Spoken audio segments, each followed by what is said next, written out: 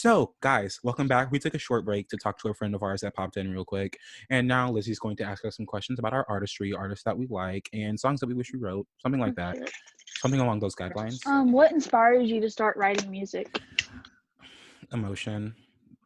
That's like pretty much all I can say. I think when you're feeling a strong feeling, and especially like if you're a person that's already in the arts, songwriting and singing is kind of the only way you can get those emotions out. Especially when you're like me and you keep everything locked up inside, writing really helps, I think, to get over those things. Yeah, I think, I mean, for me, I've like, I've always had diaries and stuff like my whole life. And like, I've always tried to write songs and I didn't actually get like decent, I wouldn't say I'm good, but decent at writing songs until like 2 years ago. But I think that like, I don't know, so it's something about writing and then like turning it into like, just like with poetry and like writing regular like drafts, it just can make you feel heard even if nobody actually hears the song. Well.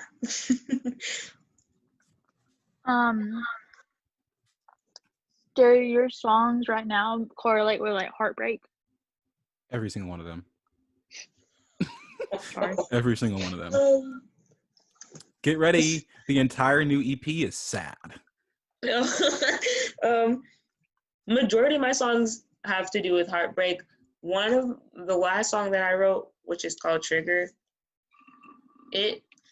some of it, like there's like a rapping verse that has to do with like a person that I was interested in, but there's another part of the verse that has to do with a different, like with a relationship that I had that like was completely platonic, and I only ever wanted, like I didn't want it to be romantic or anything, but it still affected me.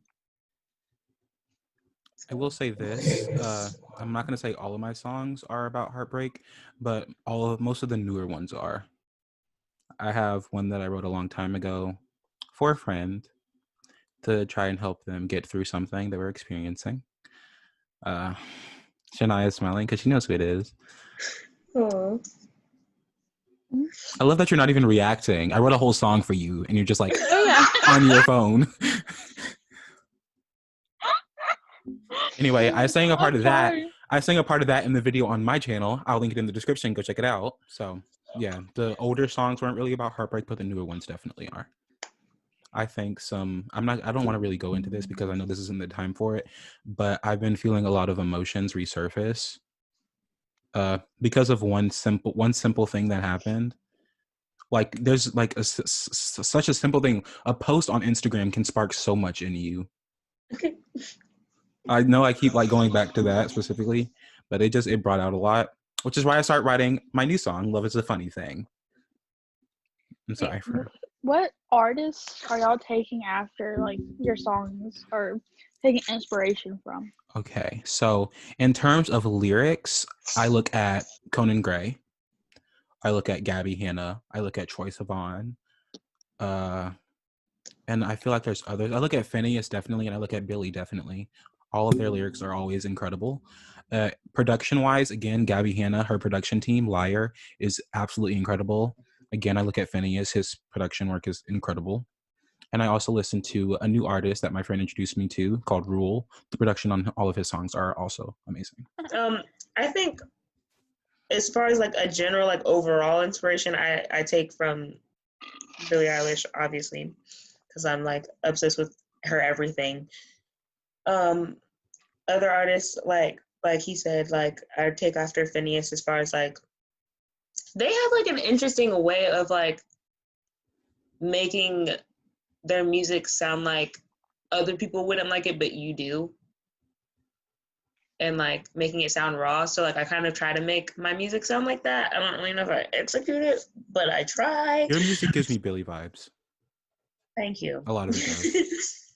And then I also I've been trying to get, I mean, this isn't really something that you can like accumulate. You're kind of like just either born with it or you're not.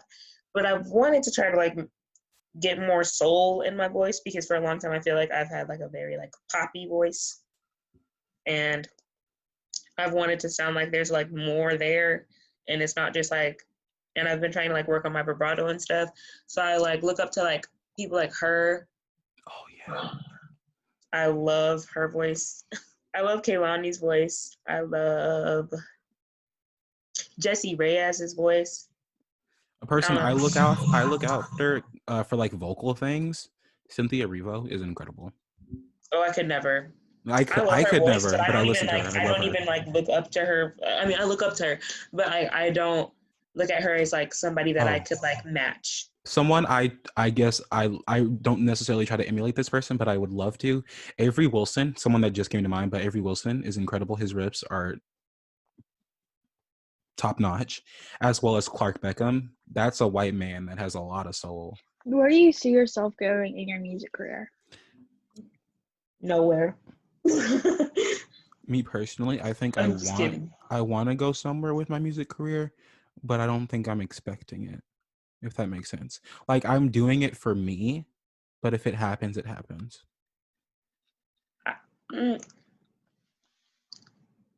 I think it's just not like plan A for me. Me neither. And I hate that I feel the need to do this, but like I try to be realistic about a future. And like for me personally, just because like I know that the music industry is like not easy to get into, like because literally everybody's trying to be an artist now. So it's like. But yeah, but like piggybacking off what Shania said a little, me personally, I'm going to college for mechanical engineering, even though I want to minor in something like theater. Singing as well as acting, which are two things that I want to do with my life, are not very likely to happen, even though I'm going to do my best to make them happen. I want to have something that I can fall back on. Do you prefer the music or theater industry? I feel like, oh God.